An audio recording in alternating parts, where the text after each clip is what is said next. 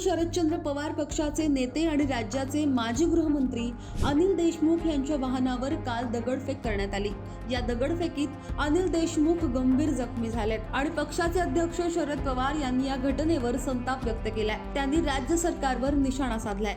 आपल्या पहिल्या प्रतिक्रियेत शरद पवार म्हणाले की मी काही दिवसांपूर्वीच काटोल इथं गेलो होतो।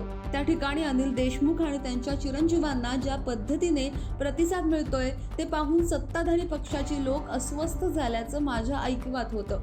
हा प्रतिसाद सहन न झाल्याने आता अनिल देशमुख यांच्यावर शारीरिक हल्ला करण्याचा प्रयत्न करण्यात आलाय।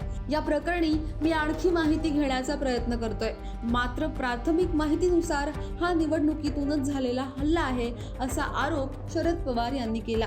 काटोल नरखेड मतदारसंघातल्या घटनेवरून भाजप नेते आणि राज्याचे गृहमंत्री देवेंद्र फडणवीस यांच्यावर हल्लाबोल करताना शरद पवार म्हणाले की काही दिवसांपासून काटोल मतदारसंघात अनिल देशमुख आणि राज्याचे गृहमंत्री देवेंद्र फडणवीस यांच्यात राजकीय संघर्ष सुरू होता।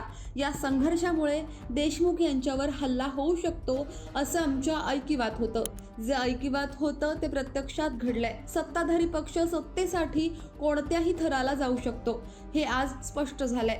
या हल्ल्याचा मी निषेध करतो अशा शब्दात शरद पवारांनी आपली भूमिका मांडली आहे। अनिल देशमुख यांच्याबाबत घडलेली घटना सहानुभूती मिळवण्यासाठी केलेला राजकीय स्टंट असू शकतो असा आरोप सत्ताधाऱ्यांकडून केला जातोय। या आरोपावरही शरद पवार यांनी उत्तर दिले। ते म्हणाले की डोक्यामध्ये दगड घालून रक्त सांडवून कोणी सहानुभूती मिळवण्याचा प्रयत्न करू शकतं का असा सवाल शरद पवार यांनी सत्ताधाऱ्यांच्या आरोपांवर केलाय। राज्याचे माजी गृहमंत्री अनिल देशमुख यांच्या गाडीवर 4 अज्ञात युवकांनी दगडफेक केल्याची घटना सोमवारी रात्री 8:30 वाजताच्या सुमारास घडली। या हल्ल्यात देशमुख यांच्या कपाळाला गंभीर इजा झाली। नरखेड इथे महाविकास आघाडीचे उमेदवार सलील देशमुख यांच्या प्रचाराची सांगता सभा आटपून देशमुख हे परत येत असताना 4 युवक अचानक गाडी समोर आले। एकाने गाडीच्या काचेवर दगडफेक केली। त्यातला एक मोठा दगड देशमुखांच्या कपाळाला लागला। रक्तस्राव झाल्याने त्यांना काटोल ग्रामीण रुग्णालयात आणण्यात आलं।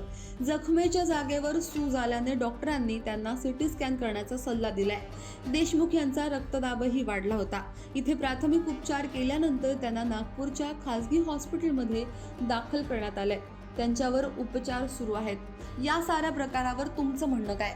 खाली कमेंट बॉक्समध्ये तुमच्या प्रतिक्रिया अवश्य नोंदवा। आतापर्यंत जर का लोकमत सबस्क्राईब केलं नसेल, फॉलो केलं नसेल तर लगेच सबस्क्राईब करा, फॉलो करा आणि पाहत रहा लोकमत।